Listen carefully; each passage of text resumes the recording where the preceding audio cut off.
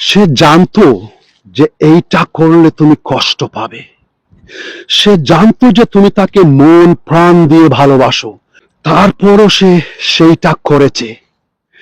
তোমাকে ছেড়ে অন্য কারো সাথে সংসার বেঁধেছে।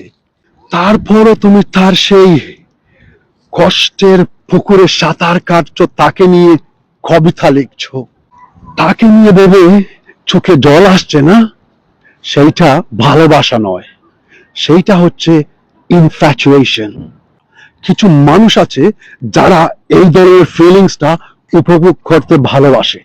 একটা স্যাড সং লাগিয়ে, এইটা একটা সাইকোলজিক্যাল এফেক্ট।